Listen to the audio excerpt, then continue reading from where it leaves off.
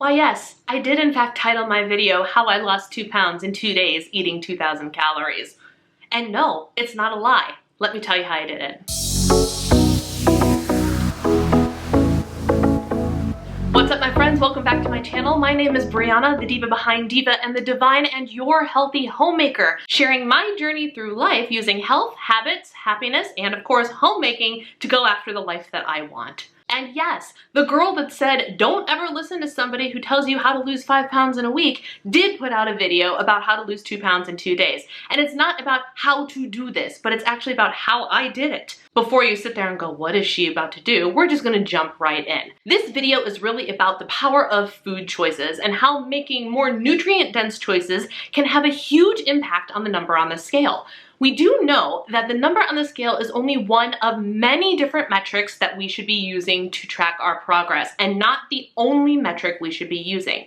Weight fluctuates, and that is completely and entirely normal, and that is the entire point of this video. I just got back from a weekend back in Illinois where we celebrated my baby sister's wedding. Over that weekend, I happened to be on a diet break from my calorie deficit. If you've been following along for a while now, you know that a diet break is taking a 1 to 3 week break from being in a calorie deficit to lose fat and bumping your calories back up to maintenance or just below maintenance to refuel your body and keep your metabolism stoked and firing on all cylinders. My coach and I strategically planned my diet break to fall the weekend that I would be traveling. And because I'm also trying to learn and focus on mindfulness when it comes to eating, am I really hungry? Do I really need to finish the food on my plate, etc.? My challenge for my coach was not just to do a diet break. My diet break ran from Wednesday to Wednesday. But over the weekend, the days that I was traveling, Thursday, Friday, Saturday, and Sunday, she challenged me not to track, but to solely listen to my body and eat when I was hungry and stop when I was satisfied, regardless of what it was I was eating. And I actually ranked myself a 7.5 out of 10 on how I did in terms of mindful eating. Yes, did I eat a little bit more pizza and nothing but cake than I probably should have at the wedding? Yeah, I did. But I've also got like 12 billion steps that day because it was wedding day. There was a lot going on. So while I was gone, I ate out. We had pizza and fried chicken and, like I said, nothing but cake, which by the way is one of my favorite places to get cake in the world.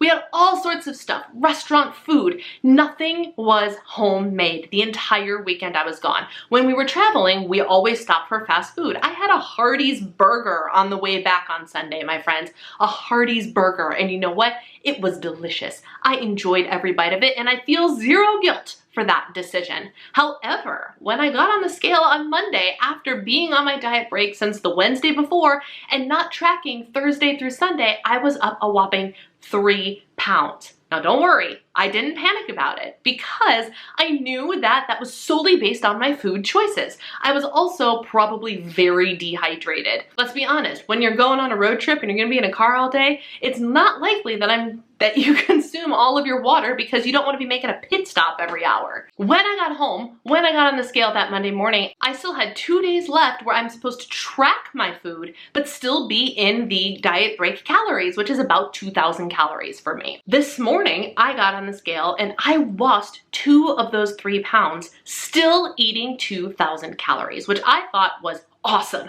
and a true testament to how food choices really truly act in your body in different ways. My weekend of fully restaurant prepared food, catered food, and of course fried, cheesy, fatty, and sodium laden food paired with no intentional workouts, steps yes, but no intentional workouts, and not getting enough hydration caused me to end up bloated, retaining water, and just not in the best physical condition, right? Only a couple of days, and that's what happened. What I did as soon as I got home, Monday morning, back on track, even though it's 2,000 calories back on track, I was still back on track. I focused on a couple of things. One, getting all of my steps in. I went for a couple of walks, most of them on the elliptical, just to make sure that I constantly had my body going. This was actually quite a challenge because business-wise, I'm doing a lot of stuff that involves me hanging out at the computer. So I'm sitting for really extended periods of time. So it's actually intentional work and effort to get up and make sure I get my 10,000 steps a day. But I know that I will feel better, I will move better, and yeah, the scale's gonna go down if I continue to get those steps. So I hit my 10,000 steps every single day. The second biggest thing that I did was hydrate, hydrate, hydrate. I drank so much water, a gallon every single day. And by every single day, I mean Monday and Tuesday. Literally 48 hours, I got the scale to start to go down. But so much water, and you can tell, you know when you can tell when your body's like letting go of a lot of water? You have to go to the bathroom a little bit more, and you're like, what? How did this even happen? Your body's letting go of the water weight that you're retaining, and that is what has been happening to me. It's not at all surprising that water weight was basically the entirety of the 3 pounds that I put on while I was gone. So I got my steps, I drank my water, and the third thing I did was get back into an appropriate macro balance. Let's be real. The food I ate over the weekend, while I tried to be as protein focused as possible, was not at all nearly as protein focused and macro balanced as I needed it to be, especially the day of the wedding. 2 of the 3 days I woke up in Illinois, my grandparents made cinnamon rolls, so I had cinnamon rolls for breakfast instead of protein. And then wedding day, I think the only protein I consumed, and this is totally on me, I'm thinking about it in real time, is the 1 piece of fried chicken that I had that day. What did I have for breakfast the day of the wedding? I don't even remember, but that's okay. That's not the point. The point is I went from eating not nearly enough protein to boosting my protein big time back up to 120, 130 grams.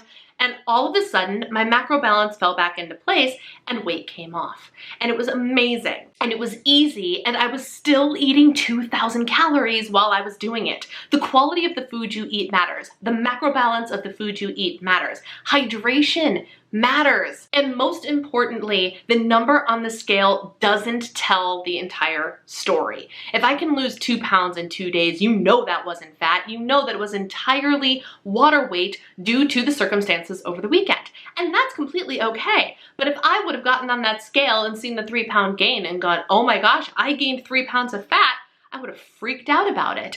And the second you learn to let go of that scale mindset, of the scale being the end all be all, the mighty all powerful scale, your weight loss journey will change. All of a sudden you start to accept daily weigh-ins, watching the fluctuations happen, understanding how different foods and different situations cause your body to respond.